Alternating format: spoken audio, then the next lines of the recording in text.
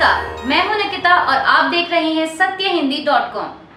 चलिए एक नजर डालते हैं अब तक की सुर्खियों पर। आज भारतीय निर्वाचन आयोग ने प्रेस कॉन्फ्रेंस कर कर्नाटक चुनावों की तारीखों का ऐलान कर दिया है।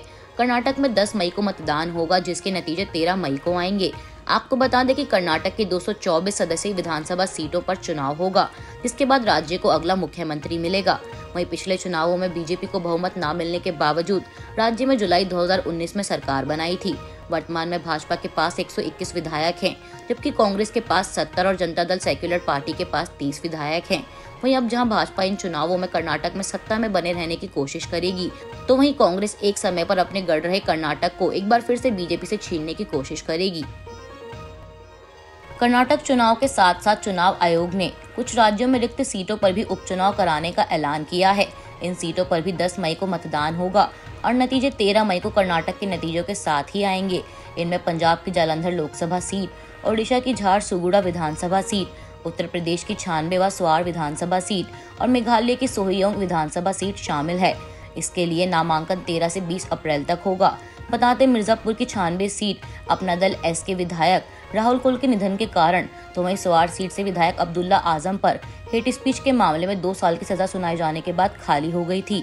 हालांकि राहुल गांधी की सदस्यता जाने के बाद केरल की वायनाड सीट भी खाली हो गई है, लेकिन चुनाव आयोग ने जल्दबाजी न दिखाते हुए कहा कि वायनाड उपचुनाव को लेकर अदालती आदेश के बाद ही कोई फैसला लिया जाएगा।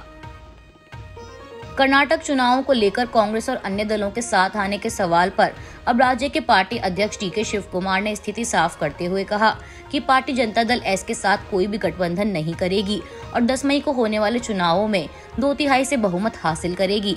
एनडीटीवी को दिए एक इंटरव्यू में डी.के. शिव कुमार ने कहा कि कांग्रेस का कर्नाटक में मजबूत आधार है और उसने समाज के सभी वर्गों के लिए कल्याण के काम किए हैं।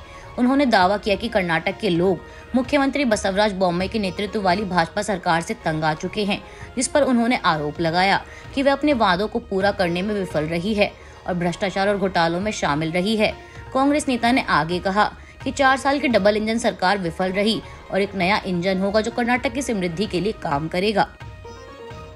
चुनाव आयोग की कर्नाटक चुनावों को लेकर घोषणा के बाद से ही राजनीति तेज हो गई है और दोनों पार्टियों की तरफ से बयानबाजी भी शुरू हो गई है। 10 मई को होने वाले कर्नाटक चुनावों में माना जा रहा है कि बीजेपी और कांग्रेस के बीच सीधी टक्कर देखने को मिलेगी। वहीं राहुल गांधी ने चुनावों की तैयारियों को लेकर बड़ा फैसला किया है और इस बार वे चुनाव प्रचार वहीं से शुरू करेंगे, जहां उन्होंने 2019 में मोदी पर टिप्पणी की थी, जिसके बाद उनके खिलाफ सूरत की एक अदालत ने फैसला दिया था और उनकी संसद की सदस्यता रद्द हो गई थी। सुप्रीम कोर्ट ने आज हेट स्पीच के मुद्दे पर सुनवाई करते हुए राज्य सरकारों के खिलाफ कड़ा रुख अपनाया है। मामले पर सुनवाई कर रही जस्टिस के.एम. जोसेफ और जस्टिस बी.वी. नागरत्ना की बेंच ने कहा कि हेट स्पीच पर रोक लगाने में राज्य सरकारें नपुंसक साबित हुई हैं और हर दिन असामाजिक तत्व टीवी और सार्वजनिक मंचों से दूसरों को बदनाम करने के लिए भाषण दे रहे हैं। जस्टिस जोसेफ ने कहा कि जब नेता धर्म का इस्तेमाल बंद कर देंगे तो यह सब बंद हो जाएगा। हमने अपने हालिया फैसले में भी कहा है कि राजनीति को धर्म से मिलाना लोकतंत्र के लिए खतरनाक है। उन्होंने जवाहरलाल नेहरू और अटल बिहारी वाजपेयी का उदाहरण देते हुए कहा कि हम कहाँ जा रहे हैं। हमारे पास भाषण देने वाले ऐसे लोग थे जिनको सुनने लोग दूर दूर से आते थे, मगर अब फ्रिंज एलिमेंट हर तरफ से हेट स्पीच का इस्तेमाल करते हैं और अब हमसे इनके खिलाफ कदम उठाने को बोला जा रहा है। खालिस्तानी समर्थक और वारिस पंजाब डे के चीफ अमृतपाल सिंह का एक नया वीडियो सामने आया है।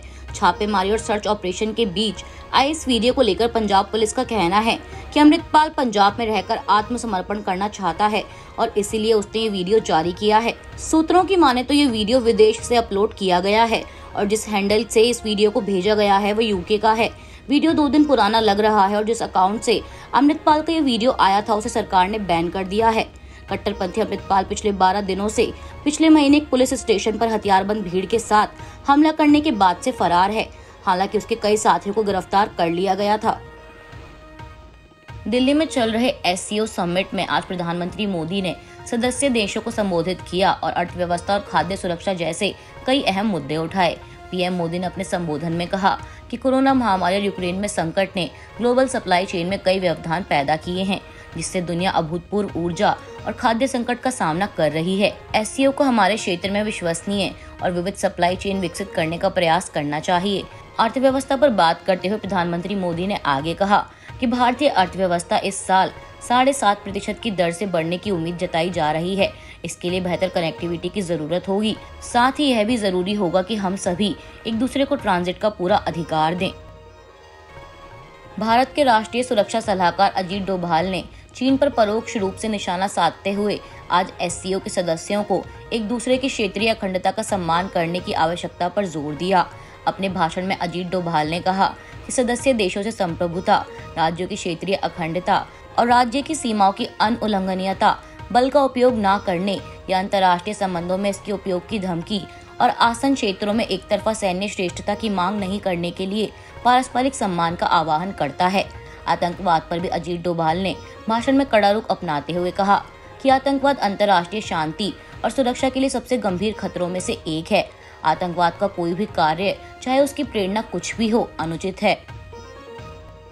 मीडिया को संबोधित करते हुए आज मध्य प्रदेश के मुख्यमंत्री और बीजेपी नेता शिवराज सिंह चौहान ने कांग्रेस और राहुल गांधी पर कड़ा हमला बोलते हुए कहा कि राहुल को उनकी गलती की सजा मिली है।